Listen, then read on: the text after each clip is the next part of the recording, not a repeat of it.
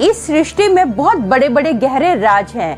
इन्हें खोजते खोजते पूरी मानव सभ्यता खत्म हो जाएगी, फिर भी हम इसकी गहराई को 50% भी खोज नहीं पाएंगे। पृथ्वी के तल में रहने वाले केवल जीव जंतु ही नहीं है, बल्कि सैकड़ों ऐसी प्रजातियां हैं जिनके बारे में हमने अभी तक सोचा भी नहीं है। इसका सिंपल सा एग्जाम्पल देती हूँ। हमारी आंखों देखी चीजें नई नई प्रजातियां देख रही हैं, दिन भर दिन नया कुछ सामने आ रहा है। ऐसी ही एक पाताल में रहने वाली प्रजाति जिसे पिशाच या डीमन कह लो, इनमें से एक है। इनमें से कईयों की लंबाई बेल मछली के समान है और कईयों की लंबाई छोटी सी गुड़िया के समान है। इनकी शक्तियों से हम अनजान हैं। तो आइए कुछ की झलक आज के इस खूंखार और खौफनाक किस्से में देखें। हेलो दोस्तों, मेरा नाम अमन है। मैं आप सभी के मनपसंद यूट्यूब चैनल कहानी रंगमंच में आपका स्वागत करती हूँ। उम्मीद करती हूँ कि आप सभी अच्छे और स्वस्थ होंगे। इसी तरह की वीडियो देखने के लिए आप मेरे चैनल को सब्सक्राइब कीजिए और हाँ, बेल आइकन को दबाना मत भूलना, ताकि आपको आने वाले वीडियो के नोटिफिकेशंस मिलते रहें। तो चलिए शुरू करते हैं आज का भयानक किस्सा।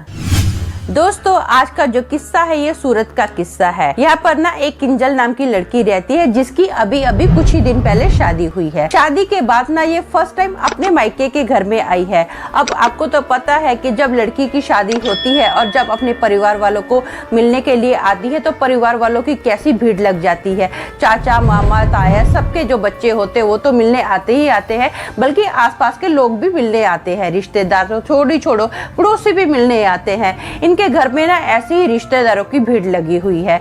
अब ना इसकी एक जो कजन है जिसका नाम है तेजल, वो ना इससे बहुत प्यार करती है। किंजल भी इससे बहुत प्यार करती है। तो वो ना क्या करती है, तेजल बोलती है, दीदी मैं ना ऐसा करती हूँ, जब तक आप अपने मायके में है ना, कुछ दिन मैं आप ही के पास रहती हूँ। तेजल की जो उम्र है ना, 19 साल की उम्र है। तो वो बोलती है, हाँ मेरे लिए तो बहुत अच्छी बात है, तू भी मेरे साथ रहेगी तो मुझे मजा आएगा। अब ना रात का वक्त होता है, जो भी आसपास के लोग होते हैं वो तो अपने अपने घरों पे चले जाते हैं।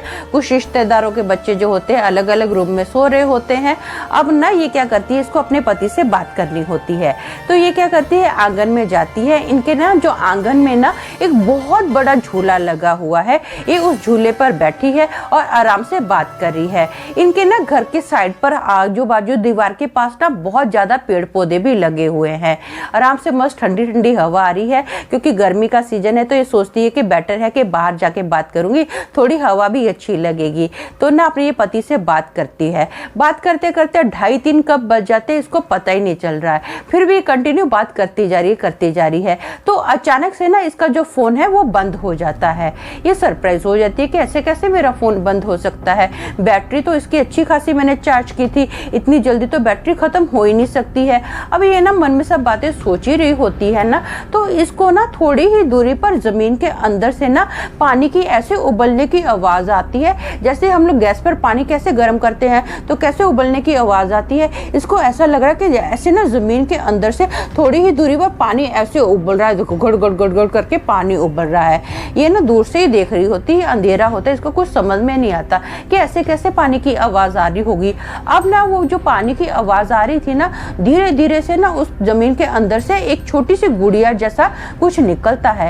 ये अंधेरे में ऐसा ध्यान से देखती है, नजर लगा के, कि क्या है ये गुड़िया जैसा क्या है। इसको कुछ दिख नहीं रहा होता है, अंधेरा होता है। भाई मोबाइल की जो लाइट है वो भी नहीं कर पाती है ये, क्योंकि मोबाइल इसका बंद है और जो घर का स्विच होता है मेन, वो अंदर ही होता है। तो आंगन का ये लाइट भी नहीं कर पाती है। जितनी भी इसको चांद की रोशनी दिखती है उसमें ही ये देखती है कि क्या है क्या नहीं है। तो इसको क्लियर नजर नहीं आता। ये सोचती है कि मैं ना पास जाके देखती हूँ कि जमीन के अंदर से ये गुड़िया जैसा क्या निकला है। अब ना जैसे ही वो गुड़िया जैसी चीज के पास जाती है ना, वो जो गुड़िया जैसी चीज है ना, धाड़न इसके अंदर समा जाती है। इसको ऐसे जोर से झटका लगता है, ये हिलती है, थोड़ा घबरा जाती है। ये क्या करती है, चुपचाप अपने रूम में आती है।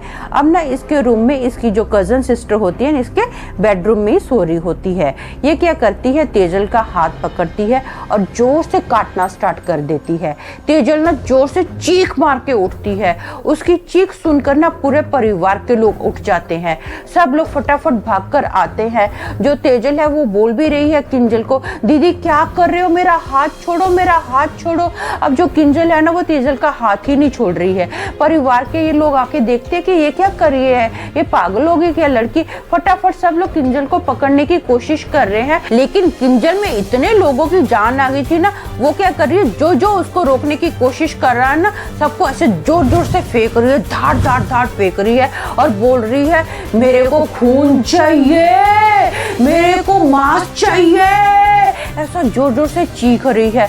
अब ये क्या कर रही है, जो लड़की है काबू में नहीं आ रही है, सबको गंदी गंदी गालियां दे रही है, भोजपुरी लैंग्वेज बोल रही है, जबकि ये गुजराती लड़की है, इसने अपनी जुबान से कभी भी भोजपुरी नहीं बोला है, फिर भी ये भोजपुरी लैंग्वेज बोल रही है। इसकी मम्मी इसकी हालत देख के समझ जाती है कि कुछ तो गड़बड़ है मेरी बेटी के अंदर, क्योंकि मेरी बेटी को भोजपुरी नहीं आती है, और ये क्या, इसको खून क्या चाहिए है, मांस क्या चाहिए, ऐसे कैसे हो सकता है। इसकी मम्मी क्या करती है, अपनी सिंदूर की डब्बी लाती है और ना इसके मुंह पर धार देने फेंकती है, पूरी मुट्ठी भरकर ना इसकी मम्मी इसके मुंह पर सिंदूर फेंकती है।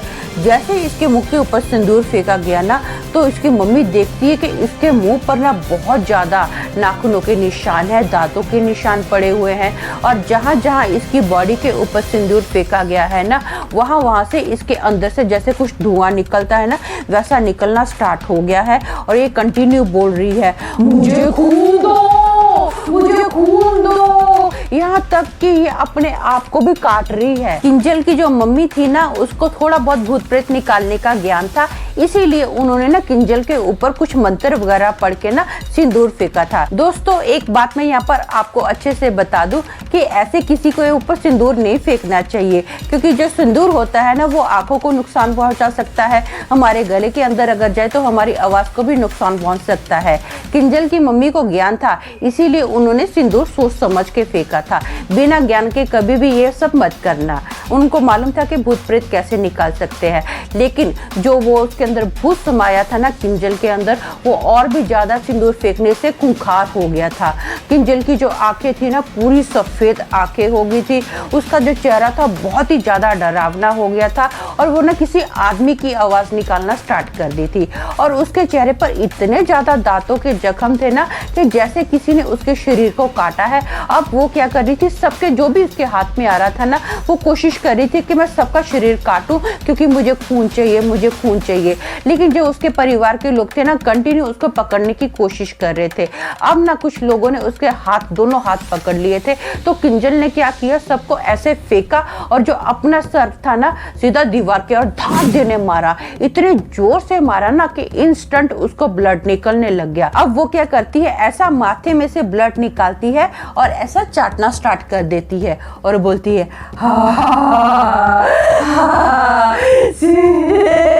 अच्छा लगा, अच्छा लगा, और चाहिए खून, और चाहिए खून, मुझे खून दो, मुझे खून दो। ये देखकर ना सारे घर के लोग हैरान हो गए कि लड़की को क्या हो गया है, हमारी बेटी की शायद आज जान बचे या ना बचे।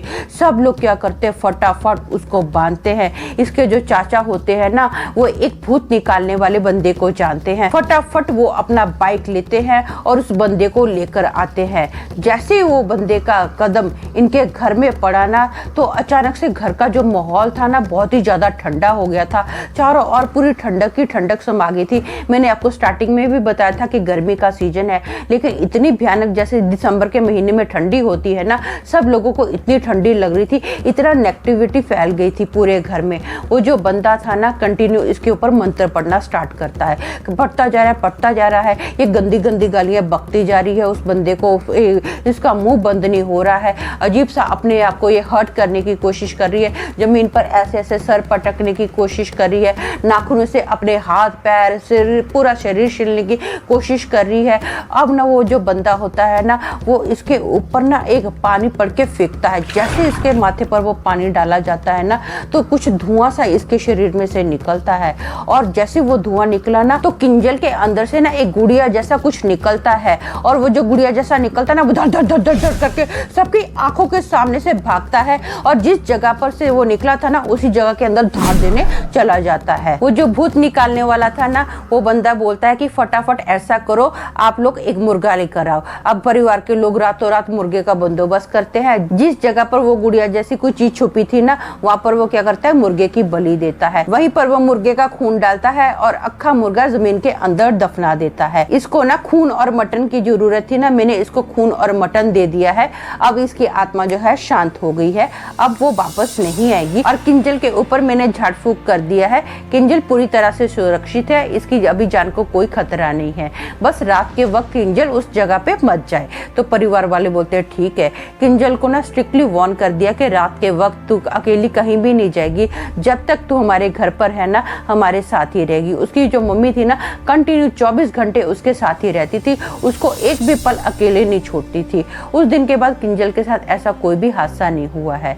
तो दोस्तों मेरा मानना ये है कि आज के किस्से से ना बहुत सारे लोग मेरी बात से सहमत नहीं होंगे। देखो किसी के मानने से या ना मानने से सत्य बदल नहीं सकता है।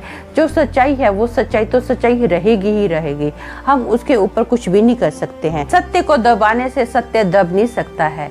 तो आज के लिए बस इतना ही, कल फिर मिलूंगी और एक भयानक किस्से के साथ। तब तक के लिए शालोम, शांति और सलाम।